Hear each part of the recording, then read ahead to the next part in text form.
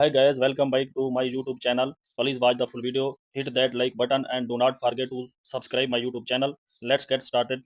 Open the Pixel app, click the import button, go to the gallery, select the picture, background remove, eraser color, enable button on, adjust the picture, click the import button, go to the gallery, select the picture, background remove, eraser color, enable button on, adjust the picture, click the sticker, select the sticker, background remove, eraser color, enable button on, adjust the sticker, click the color option, change the color,